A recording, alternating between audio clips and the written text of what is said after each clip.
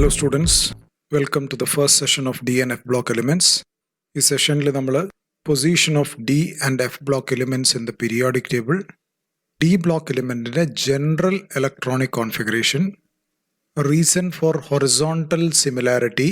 ഈ ടോപ്പിക്കുമായിട്ട് ബന്ധപ്പെട്ട കുറച്ച് ക്വസ്റ്റ്യൻസും നമ്മൾ ഡിസ്കസ് ചെയ്യും.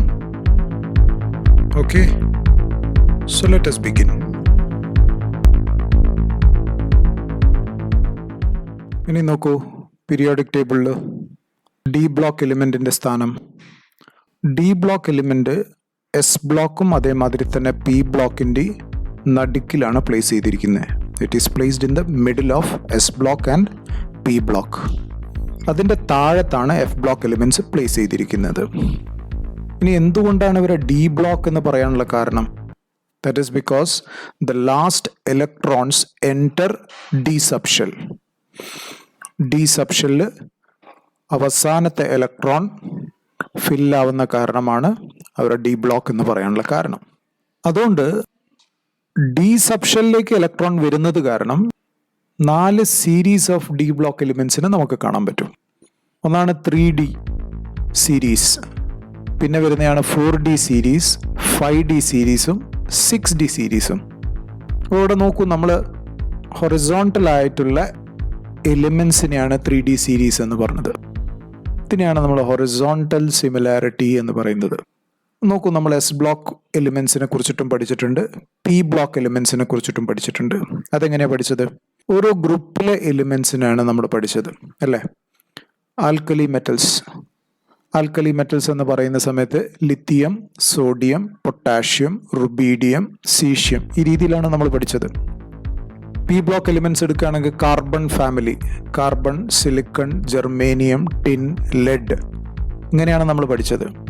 ഇതിനെയാണ് നമ്മൾ വെർട്ടിക്കൽ സിമിലാരിറ്റി എന്ന് പറയുന്നത്. ഒരു ഗ്രൂപ്പിലുള്ള എലിമെൻസിന് ഏകദേശം ഒരേ സ്വഭാവമുള്ളതിനാണ് നമ്മൾ വെർട്ടിക്കൽ സിമിലാരിറ്റി എന്ന് പറയുന്നത്. അപ്പോൾ അതുകൊണ്ടാണ് ആ ഗ്രൂപ്പിൻ്റെ സിഗ്നിഫിക്കൻസ്. ഒരു ഗ്രൂപ്പിലുള്ള എലിമെൻസിന് ഏകദേശം ഒരേ സ്വഭാവമായിരിക്കും. പക്ഷെ ഡി ആൻഡ് എഫ് ബ്ലോക്ക് എലിമെൻസിലേക്ക് വരുന്ന സമയത്ത് നമ്മൾ അവരെ ഓരോ സീരീസ് ആയിട്ടാണ് പഠിക്കുക. ഉദാഹരണത്തിന് 3D സീരീസ്, അല്ലെങ്കിൽ ഫസ്റ്റ് റോ എന്ന് പറയും, അല്ലെങ്കിൽ സെക്കൻഡ് റോ എന്ന് പറയും. അതാണ് 4D സീരീസ്. തേർഡ് റോ ആണ് 5D സീരീസ്. അപ്പം ഇവരെ സീരീസ് ആയിട്ട്. അതേമാതിരി നമ്മൾ എഫ് ബ്ലോക്കിലേക്ക് പോകുന്ന സമയത്ത് നമ്മൾ ലാന്തനൈഡ്സ് ആണ് ആദ്യം നമ്മൾ പഠിക്കുന്നത്. അത് 4F സീരീസ് ആണ്. അത് കഴിഞ്ഞിട്ട് ആക്ടിനൈഡ്സ്, അത് 5F സീരീസാണ്. ഇത് ഇങ്ങനെ നമ്മൾ ഒരു റോയിലുള്ള എലിമെൻസിനെ പഠിക്കുന്നതിന് കാരണം അവരുടെ പ്രോപ്പർട്ടീസിലാണ് slight variations, almost similar properties ആയിരിക്കും. അതിലുള്ള സ്ലൈറ്റ് വേരിയേഷൻസ് ആണ് നമ്മൾ പഠിക്കുന്നത്. അതാണ് ഹൊറിസോണ്ടൽ സിമിലാരിറ്റി എന്ന് പറയാനുള്ള കാരണം. എന്തുകൊണ്ടാണ് ഇവർ ഹൊറിസോണ്ടൽ സിമിലാരിറ്റി? അപ്പോൾ ശരിക്കും പറഞ്ഞാൽ ഇതിൻ്റെ ഇലക്ട്രോണിക് കോൺഫിഗറേഷൻ നമുക്ക് നോക്കിക്കഴിഞ്ഞാൽ അതിൻ്റെ കാരണം എന്താണെന്ന് മനസ്സിലാവും. നോക്കൂ, SN P ബ്ലോക്ക് എലിമെൻസിനകത്തേക്ക് ഇലക്ട്രോൺസ് എവിടെയാണ് എൻ്റർ ചെയ്യുന്നത്? അവരുടെ അവസാനത്തെ ഷെല്ലിലേക്കാണ് ഇലക്ട്രോൺസ് എൻ്റർ ചെയ്യുന്നത്. In case of SN P block elements, the last electron enters the ultimate shell. ഏറ്റവും അവസാനത്തെ ഷെല്ലിലേക്കാണ് ഇലക്ട്രോൺസ് എൻ്റർ ചെയ്യുന്നത്. എന്നാൽ ഡി ബ്ലോക്കും അതേമാതിരി തന്നെ എഫ് ബ്ലോക്കിലും അങ്ങനെയല്ല. The last electron enters pen ultimate shell. Penultimate shell എന്ന് പറഞ്ഞാൽ ലാസ്റ്റ് ബട്ട് വൺ ഷെൽ. അതിലേക്കാണ് ഡി ബ്ലോക്ക് എലിമെൻസിന് ഇലക്ട്രോൺസ് എൻ്റർ ചെയ്യുന്നത്. ആ ഡി സബ് ഷെൽ എന്ന് പറയുന്നത്, അത് ശരിക്കും പറഞ്ഞാൽ ഇപ്പോൾ 3Dനെ സംബന്ധിച്ചിടത്തോളം 3D സീരീസിൽ ഡി സബ് ഷെൽ 3D ഷെല്ലിലേക്ക് ഇലക്ട്രോൺസ് വരുന്നു എന്ന് പറഞ്ഞാൽ അത് കഴിഞ്ഞിട്ടും ഒരു ഷെല്ലുണ്ട്. ഇതാണ് 4S. ഇപ്പോൾ 4D സീരീസ് ആണെങ്കിൽ അത് കഴിഞ്ഞിട്ടുള്ള ഷെല്ലാണ് 5S. ആ ഷെല്ല് അവിടെ ഉണ്ട്. ഏറ്റവും അവസാനത്തെ ഷെല്ല് എന്ന് പറയുന്ന സമയത്ത് 3D സീരീസിനെ സംബന്ധിച്ചിടത്തോളം 4S ആണ്. 4D സീരീസിനെ സംബന്ധിച്ചിടത്തോളം 5S ആണ്.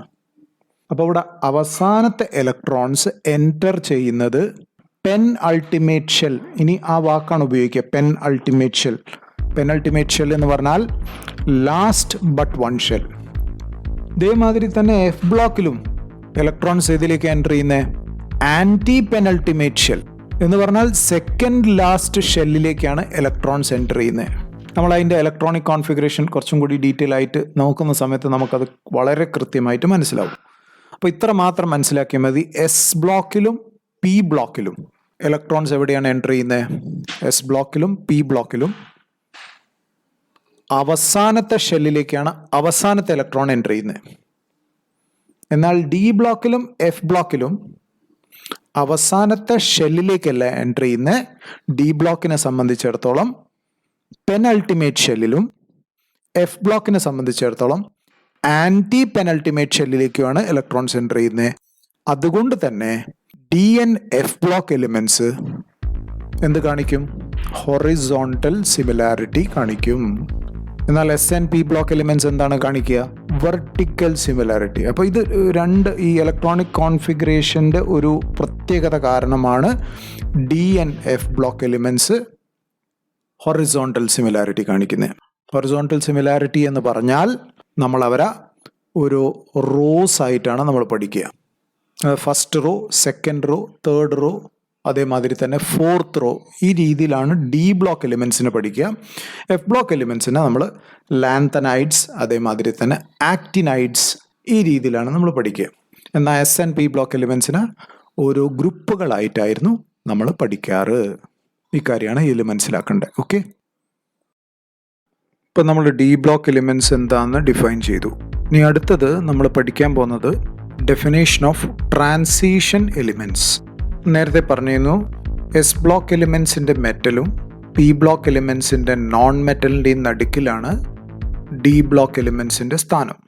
അതുകൊണ്ട് തന്നെ ഒരു മെറ്റാലിക് നേച്ചറിന് നോൺ മെറ്റാലിക് നേച്ചറിൻ്റെ നടുക്കിലുള്ള സ്ഥാനം കാരണം നമ്മൾ ഡി ബ്ലോക്ക് എലിമെൻസിനെ ട്രാൻസിഷൻ എലിമെൻറ്റ്സ് അല്ലെങ്കിൽ ട്രാൻസിഷൻ മെറ്റൽസ് എന്നും നമ്മൾ വിളിക്കും. പക്ഷേ ട്രാൻസിഷൻ എലിമെൻസിന് ഒരു കൃത്യമായ ടെക്നിക്കൽ ഡെഫിനേഷൻ ഉണ്ട്. എന്താണ് ആ definition? Transition elements are those elements which contain incompletely filled D subshell either in their ground state or in their most common oxidation state. Transition elements എന്ന് പറഞ്ഞാൽ ഏത് എലിമെൻസിൻ്റെ ഡി സബ്ഷെൽ ഇൻകംപ്ലീറ്റ്ലി ഫിൽഡ് ആണോ എന്ന് പറഞ്ഞാൽ completely filled അല്ലാത്ത D subshell ഉള്ള എലിമെൻസിനെയാണ് transition elements എന്ന് പറയുന്നത്. ഏതൊക്കെ അവസ്ഥയിൽ? ഒന്നുകിൽ അതിൻ്റെ ഗ്രൗണ്ട് സ്റ്റേറ്റിൽ, അല്ലെങ്കിൽ അതിൻ്റെ ഏറ്റവും കോമൺ ആയിട്ടുള്ള ഓക്സിഡേഷൻ സ്റ്റേറ്റിൽ അതിൻ്റെ ഡി സബ്ഷെൽ കംപ്ലീറ്റ്ലി ഫിൽഡ് ആയിരിക്കരുത്, അല്ലെങ്കിൽ ഇൻകംപ്ലീറ്റ്ലി ഫിൽഡ് ആയിരിക്കണം. പൂർണ്ണമായിട്ടും ഡി സബ്ഷെൽ ഫില്ലായി കിടക്കരുത്. ഇതാണ് ഡി ബ്ലോക്ക് എലിമെൻറ്റിൻ്റെ ഡെഫിനേഷൻ. അങ്ങനെ നോക്കുകയാണെങ്കിൽ നമ്മൾ ട്രാൻസിഷൻ എലിമെൻസിനകത്ത് അവസാനത്തെ ഓരോ റോയിൻ്റെ അവസാനത്തെ എലിമെൻ്റ് ഉണ്ട്. അതാണ് സിങ്ക്, കാഡ്മിയം, മെർക്കുറി. ഈ എലിമെൻസിനെ നമുക്ക് ട്രാൻസിഷൻ എലിമെൻസ് ആയിട്ട് കണക്കാക്കാൻ പറ്റില്ല. എന്തുകൊണ്ടാണ് ട്രാൻസിഷൻ എലിമെൻസ് ആയിട്ട് കണക്കാക്കാൻ പറ്റാത്തത് എന്നുള്ള പ്രസക്തമായ ചോദ്യം. കാരണം സിങ്ക്, കാഡ്മിയം, മെർക്കുറിനെ നമ്മൾ ട്രാൻസിഷൻ എലിമെൻസിൻ്റെ കൂടെ തന്നെയാണ് നമ്മൾ വെച്ചത്. അല്ലെങ്കിൽ ഒരു റോയിൻ്റെ ഏറ്റവും അവസാനത്താണ് അവർ ഉള്ളത് പീരിയോഡിക് ടേബിളിൽ. സ്വാഭാവികമായിട്ടും നമ്മൾ അവരെ ട്രാൻസിഷൻ എലിമെൻസ് ആയിട്ടാണ് നമ്മൾ ആ കൂട്ടത്തിലാണ് നമ്മൾ പെടുത്തുക. പക്ഷേ ഡെഫിനേഷൻ പ്രകാരം അവർ ട്രാൻസിഷൻ എലിമെൻസ് അല്ല. എന്തുകൊണ്ടാണെന്ന് ചോദിച്ചാൽ ആ ഡെഫിനേഷൻ്റെ പെർവ്യൂവിനകത്ത് വരാത്തത് കാരണം, അല്ലെങ്കിൽ ആ ഡെഫിനേഷനകത്ത് അവരെ ഉൾപ്പെടുത്താൻ പറ്റാത്ത കാരണം. നമ്മൾ സിങ്കോ, കാഡ്മിയം, മെർക്കുറി നോക്കിക്കഴിഞ്ഞാൽ അവരുടെയൊക്കെ ഇലക്ട്രോണിക് കോൺഫിഗറേഷനിൽ D10 ആണ്. D10 എന്ന് പറഞ്ഞാൽ കംപ്ലീറ്റ്ലി ഫിൽഡാണ്. അതേമാതിരി തന്നെ അതിൻ്റെ ഓക്സിഡേഷൻ സ്റ്റേറ്റ് +2 ആണ്. ഇവരൊക്കെ D10S2 എന്ന് പറഞ്ഞ ഇലക്ട്രോണിക് കോൺഫിഗറേഷനാണ്. D10 D കംപ്ലീറ്റ്ലി ഫില്ലാണ്. ഏറ്റവും കോമൺ ആയിട്ടുള്ള ഓക്സിഡേഷൻ സ്റ്റേറ്റ് +2 ഓക്സിഡേഷൻ സ്റ്റേറ്റാണ്. അപ്പോൾ 2 ഇലക്ട്രോൺസ് പോയി കഴിഞ്ഞാലും, കാരണം S ഓർബിറ്റലിൽ നിന്ന് 2 ഇലക്ട്രോൺ പോയി കഴിഞ്ഞാലും പിന്നെ അതിൽ D ഓർബിറ്റലിൽ 10 ഇലക്ട്രോൺസ് ഉണ്ടാവും. അപ്പോൾ അതുകൊണ്ട് നമുക്ക് സിങ്ക്, കാഡ്മിയം, മെർക്കുറീനെ എന്തായിട്ട് കണക്കാക്കാൻ പറ്റൂല? ട്രാൻസിഷൻ എലിമെൻസ് ആയിട്ട് കണക്കാക്കാൻ പറ്റൂല. ഓക്കെ,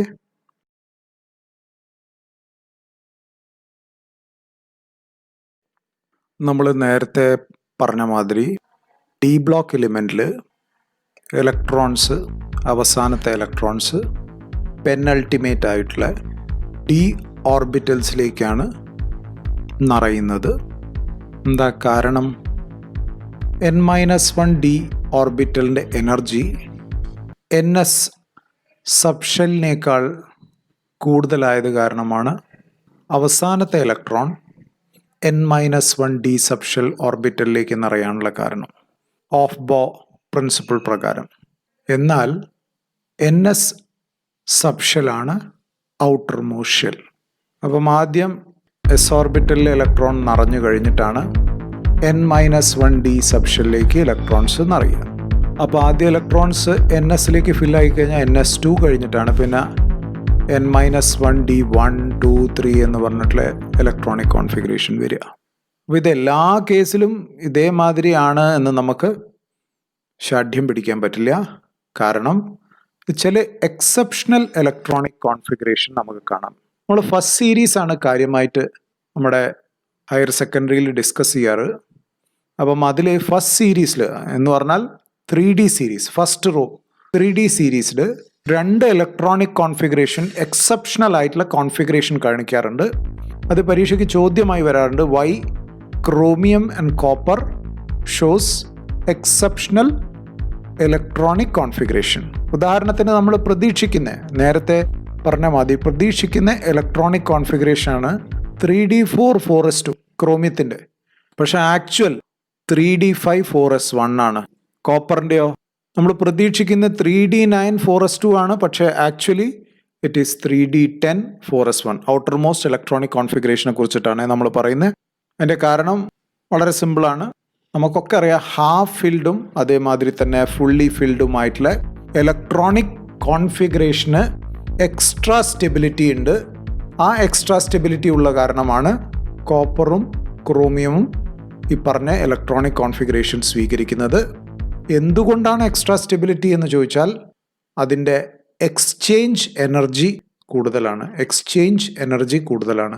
ഹാഫ് ഫിൽഡും അതേമാതിരി തന്നെ ഫുള്ളി ഫിൽഡും ഇലക്ട്രോണിക് കോൺഫിഗറേഷൻ്റെ എക്സ്ചേഞ്ച് എനർജി കൂടുതലായത് കാരണം അവർ സ്റ്റേബിൾ ആണ്. Okay, I think that is enough for today.